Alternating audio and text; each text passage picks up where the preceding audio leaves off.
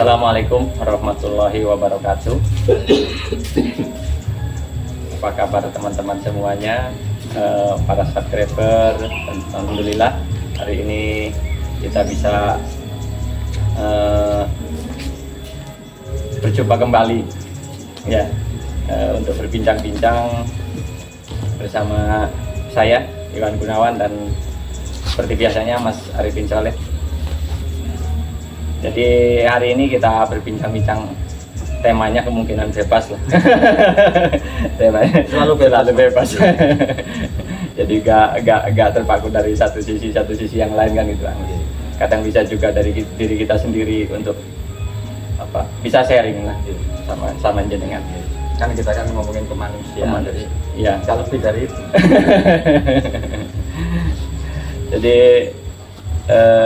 untuk kali ini saya ingin sharing sama Masnya tentang apa namanya, keseharian lah, kayak seperti saya sendiri kan bisa sharing, mudah-mudahan dalam sharing ini kan bisa menambah ilmu buat saya kan gitu Mas.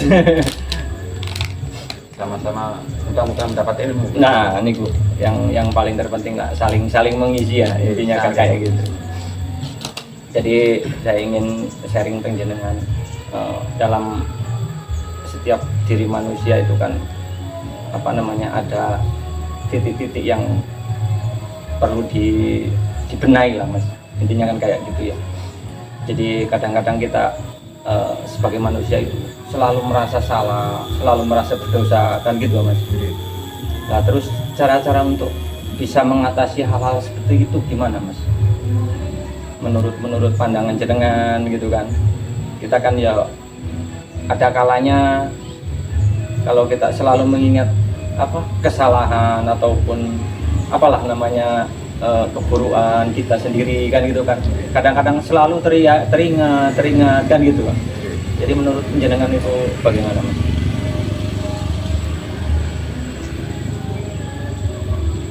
Sebenarnya itu sebuah kewajaran sebagai manusia.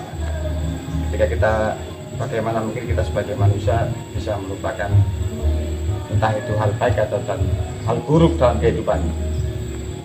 Cuman yang tidak baik adalah kita meratapi nasib atau melakukan penyesalan yang berlarut-larut, istilah Yang berlebihan. Ini berlebihan. Tapi sebagai manusia sebuah kewajaran kita istilahnya introspeksi diri. Apa yang telah kita lakukan itu sebenarnya sangat baik sekali. Bahkan untuk supaya kita lebih bisa memperbaiki apa yang kurang di hari kemarin, supaya hari ini lebih baik. Kan terus, istilahnya kan terus kita, manusia yang sempurna adalah manusia yang mau belajar terus dan introspeksi diri apa yang telah dilakukan dalam kehidupan sehari-hari. Dan istilahnya jangan mudah puas lah dalam kehidupannya. Jadi tetap selalu belajar lah intinya Mas.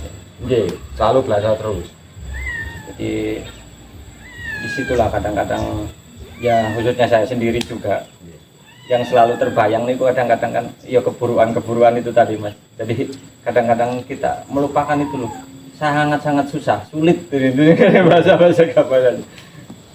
Selalu teringat itu karena sudah kebanyakan tersimpan apa gimana Mas?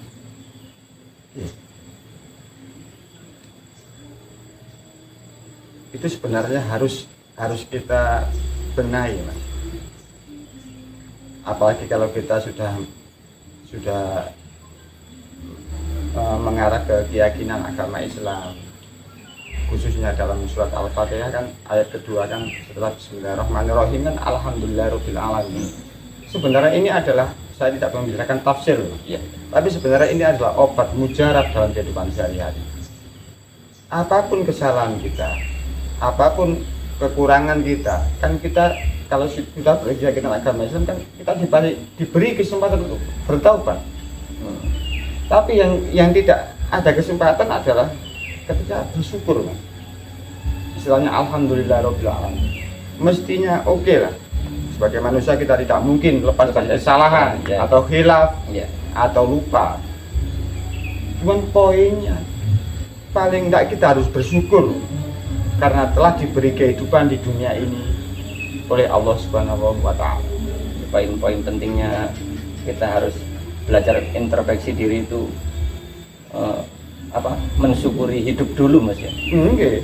Nomor satu, jangan sampai rasa penyesalan kita yang berlarut-larut hingga melupakan kenikmatan-kenikmatan yang telah diberikan oleh Allah. Ada kalanya kan kayak gini Mas ya. Kita padahal kita kadang-kadang kita lupa lah. Intinya kan kadang kita lupa dari kecil mulai balik. Itu kesenangan-kesenangan baru dikasih satu kesusahan, satu kesalahan itu kadang-kadang yang segitu banyaknya hapus kayak gitu. Intinya kan kayak gitu. Makanya konsep luar biasa dalam ajaran agama Islam, Alhamdulillahirabbil alamin, itu adalah obat yang paling mujarab. Kenapa? Apapun kesalahan yang saya perbuat, kekeliruan atau dosa, kalau dalam ajaran agama ini dengan istilah dosa, di situ kita diberi kesempatan oleh Tuhan untuk bertobat. Tapi kalau untuk mensyukuri kehidupan hidup kita ini, kan harus mutlak sebenarnya. Bahkan saman bisa melakukan sebuah kebaikan atau keburukan, syaratnya kan saman harus hidup. Ketika saman sudah mati, otomatis saman tidak bisa melakukan kebaikan atau keburukan. Nah, hidup ini loh Mas, hidup ini harus kita syukuri dulu apapun yang terjadi. Misalnya kita dalam kehidupan melakukan kebaikan, bisa kita tingkatkan atau perluas kebaikan tadi. Kalau kita terlanjur melakukan kesalahan, kita bertobat, kita introspeksi diri, kita sudahi kesalahan tadi atau dosa tadi. Istilah dalam agama adalah tobat. Terus dalam hal pertobatan itu Mas, banyak cara juga untuk terus gimana cara-cara yang sebenarnya bertobat yang sesungguh-sungguhnya bertobat itu Mas? Itu tadi, tobat yang sesungguhnya adalah ketika sampean sudah alhamdulillahirabbil alamin. Nomor satu, jangan sampean bilang bertobat kalau sampean belum mensyukuri kehidupan yang luar biasa ini. Hidup kita sebenarnya luar biasa. Baik buruk entar setelah sampean menyadari kehidupan ini, setelah sampean mensyukuri kehidupan ini. Makanya pertobatan yang pertama harus kita lakukan adalah kita harus bersyukur bahwa kita telah diberi kehidupan oleh Tuhan. Kalau kita beragama Islam adalah Allah. Setelah itu barulah kita melakukan hal-hal yang istilahnya diperintah oleh Tuhan. Apa yang diperintahkan Tuhan, apa yang dilarang, ya kita melakukan istiqomah istilahnya terus-menerus. Yang dilarang kita tinggalkan, yang diperintah kita lakukan. Nah, dan setelah itu nomor satu sama harus berjanji pada diri sama sendiri, bukan berjanji pada orang lain, bahwa kehidupan ini ada terlalu mahal atau terlalu mulia untuk disia-siakan. Jadi untuk berjanji kepada diri sendiri itu dengan apa namanya Mas? Kalau kita bilang tuh, jadi khusus buat diri sendiri itu harus yakin gitu. Harus yakin. Harus yakin. Soalnya kan kalau sudah berjanji kepada diri sendiri kan nggak mungkin lah kita bisa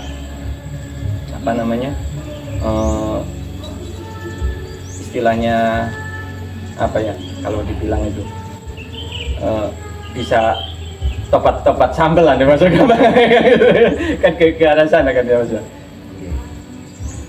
Karena sebagai manusia itu tugas utama sebagai manusia adalah menyadari kehidupan berharganya kehidupan ini. Tapi kebanyakan orang kan hanya larut melakukan kebaikan atau larut telah melakukan kejahatan atau keburukan atau dosa. Tapi kehidupan ini tidak pernah kita sentuh. Raga saya ini kalau tidak ada hidup pastikan akan sampai kubur kan. Iya.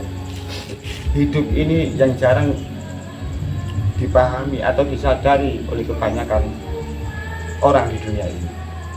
Selalu sibuk dengan ritual di luar diri. Tapi untuk menyadari bahwa kita hidup atau mengenai hidup sangat kecil sekali. Ya kayak yang sudah kita bahas dalam video-video dari awal itu kan, masalah kemanusiaan kan yang terpenting hidup dulu itu tadi Mas ya. Dari hidup baru kita bisa melangkah ke yang namanya kebaikan, adanya kebaikan, adanya keburukan, itu baru tahapan yang selanjutnya ya. Jadi yang paling terpenting kita harus mensyukuri hidup kita dulu lah, kayak gitu. Jadi kebanyakan kayak saya sendiri itu selalu lupa di situ Mas.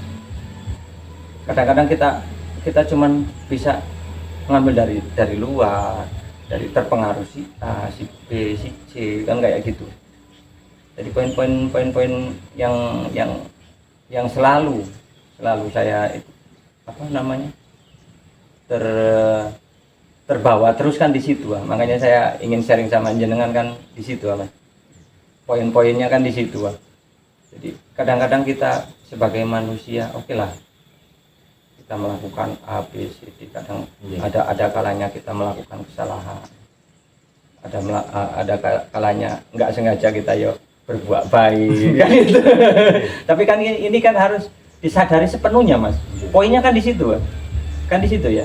Nah, menurut jenengan dengan kesadaran sepenuhnya itu cara mengolahnya bagaimana Mas? Yang pasti di dunia ini tidak ada yang instan Mas. Dalam hal apapun tidak ada istilahnya sulapa. Nah, segala sesuatunya harus diproses. Bagaimana kita lahir di dunia ini harus diproses, harus berproses dari kandungan ibu dulu, kemudian dilahirkan, kemudian dari bayi beranjak balita, dewasa, dan akhirnya meninggal. Itu ada sebuah proses, dan istilahnya kalau dalam agama Islam namanya sunatullah, yang sudah tidak bisa dibantah lagi. Dan yang perlu disadari Mas, kita meratapi atau menyesali itu kan sebenarnya kan ujungnya adalah kita itu memikirkan nasib sebenarnya. Sebenarnya kan kita mementingkan nasib kita kan. Apalagi kalau sudah kita menyangkut sebuah ajaran agama, pasti nasib saya di surga atau di neraka kan. Tapi kenapa kita tidak mencoba memahami, mencoba menyadari kehidupan ini lebih mulia daripada surga dan neraka? Atau dalam bahasa agamanya, spiritualnya, Allah itu lebih penting daripada sekedar surga neraka. Bukan berarti saya mengatakan surga neraka nggak penting, bukan. Tapi pencipta surga dan neraka, Allah Subhanahu wa Ta'ala, lebih penting daripada sekedar surga neraka.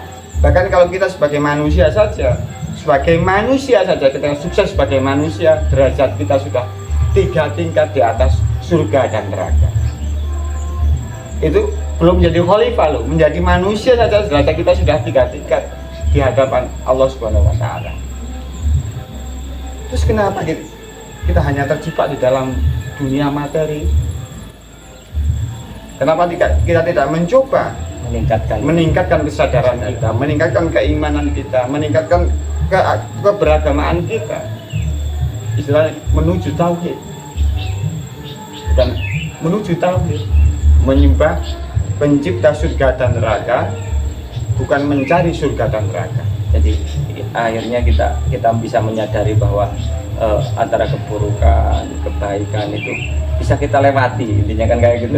Bisa kita lewati bahwa keburukan, kebaikan itu pasti ada. Pasti. Cuman yang membuat kebaikan, keburukan itu yang harus kita tahu. Kan di situ, Pak. Dan yang pasti, kalau saya istilahkan, nasib itu adalah ibarat pondasi. Pondasi istilah kalau bangunan, nasib adalah pondasi. Lah tugas kita yang namanya spiritual adalah merubah pondasi yang umumnya pondasi adalah sebuah batu kotak menjadi sebuah lingkaran. Bahkan kita berjuang supaya bisa bersayap dan terbang. Dan inti dari spiritual adalah di situ. merubah fondasi yang kotak menjadi sebuah lingkaran. Kenapa? Kalau lingkaran sudah bisa berjalan dengan mudah, beda dengan yang kotak. Kalau kita sudah bisa berjalan dengan mudah, syukur-syukur bisa ada sayap dan terbang. Maknanya kita dari proses perjalanan yang stagnan kemudian berjalan menuju kebaikan-kebaikan dan menuju kesempurnaan yang lebih agung, yaitu mengenal Tuhan yang Maha Esa, istilahnya bahasanya terbang. Jadi ini saya coba respect lah ke belakang lagi. Okay. Dari perbincangan kita yang pada video kemarin itu, intinya kayak semacam poro-poro alim ulama yang sudah host ya, kayak Gusmi, kayak Gus Dur, terus banyak yang lainnya, berarti sudah melewati ini semua. Sudah melewati ini semua kan gitu. Istilahnya dari pondasi, istilah kalau nasib adalah sebuah pondasi, bata kotak sudah bisa dibuat lingkaran yang mempermudahkan untuk berjalan dan bahkan sudah mempunyai sayap. Makanya beliau itu ketika sudah kembali ke hadapan Tuhan yang Maha Esa, kehadiran Allah Subhanahu wa Ta'ala, kembali dengan tenang dan berbahagia. Jadi lebih intinya kita sebagai manusia nih Bu, justru lebih banyak mementingkan orang lain lah intinya daripada mementingkan nasib kita sendiri. Ini gua menurut itu sebenarnya adalah puncak yang namanya bahasa saya terbang tadi. Setelah seseorang itu saya pastikan dengan 100%, saya pastikan ketika orang itu sudah mengenal dirinya sendiri, saya pastikan kehidupannya akan diperjuangkan untuk nasib orang lain. Seperti Allah Yarham Gus Dur, Gusmi, Mbah Hasyim Asy'ari, hidupnya untuk orang lain. Kenapa? Mencontoh Rasulullah Muhammad SAW sebagai punya tugas utama rahmatan lil alamin. Jadi intinya untuk kita sampai berjuang terus sampai di situ supaya bisa terbang itu tadi ya Mas. Ya jadi poin-poin kata yang saya bicarakan itu kan dari pengalaman saya sendiri juga lah, intinya kan dari sisi pribadi saya juga kan. Jadi saya ingin sharing dengan bagaimana menghadapi hal-hal seperti itu. Cuman kan menurut jenengan kan tetap ada proses-proses. Soalnya kalau bahasa gampangannya, kita kalau melakukan keburukan ya wis biasa. Setiap hari ya ngono. Tapi untuk kebaikan kan kita harus belajar kan gitu kan. Makanya itu harus dilatih. Kalau kita hilaf sudah biasa. Ya. Oke. Jadi sudah menemukan poin-poin sedikit. Ya biar teman-teman saja yang bisa menilai dengan perbincangan kita Mas ya.